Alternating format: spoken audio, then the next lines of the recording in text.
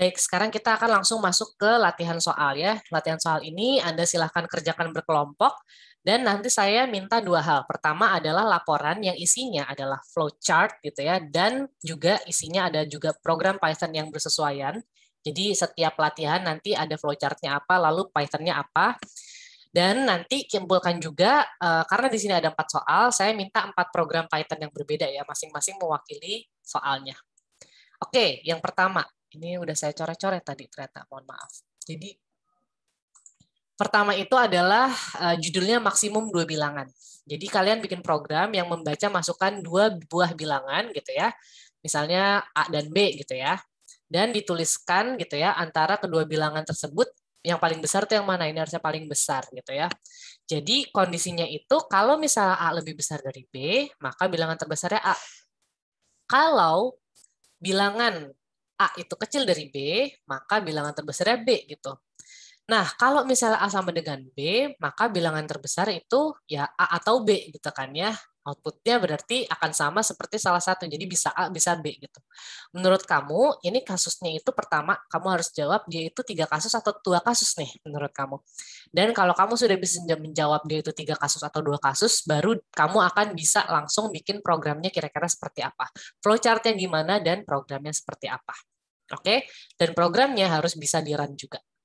Oke, langsung advance pertanyaannya. Oke, yang kedua ini bahkan menurut saya malah ini lebih mudah ya, karena tidak ada pertanyaan apa-apa. Jadi kalian cuma bikin satu program di mana kamu akan masukin sebuah angka yang dia adalah suhu air dalam derajat ya.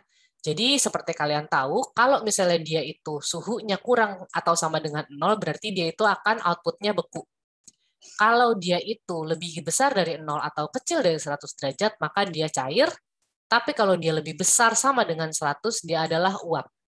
Ini bisa sangat simpel programnya, tapi kalau misalnya kalian berniat untuk bikin ini lebih advance juga silahkan gitu ya. Tapi yang jelas kalian tahu di sini ada berapa pilihan. Oke.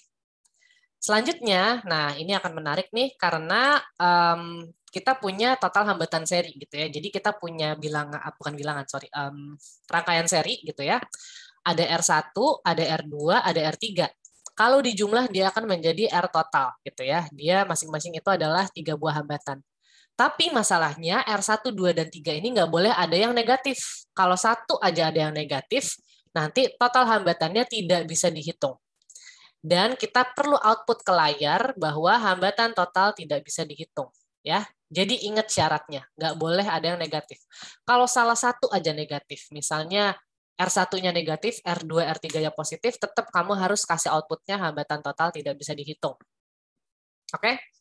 Dan yang terakhir adalah ranking 3 bilangan. Nah, ini juga sebenarnya cukup simpel ya.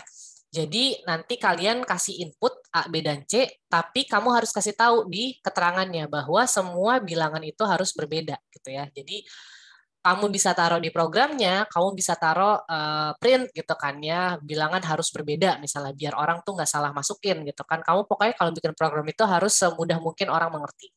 Lalu tuliskan ke layar ketiga bilangan tersebut dari urutan yang paling gede sampai kecil. Jadi kalau misalnya A-nya itu 1, B-nya itu -1, C-nya itu 2, maka nanti output ke layarnya adalah 2, 1, -1. Gitu. Jadi setelah kamu input ABC-nya, nanti dia akan 2, 1, -1.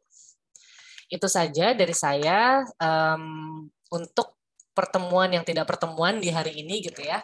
Jadi mudah-mudahan kalian bisa mulai mengerjakan beberapa soal yang sifatnya kondisional ini atau analisis kasus gitu ya. Nanti kalau misalnya kalian sudah bisa mengerjakan soal analisis kasus, kita akan langsung masuk ke tahap lain yaitu perulangan. Nah, ini akan lebih seru lagi nih. Baik, itu saja. Selamat mengerjakan soal-soalnya. Jika Anda punya pertanyaan, selalu silahkan kontak saya ke email saya.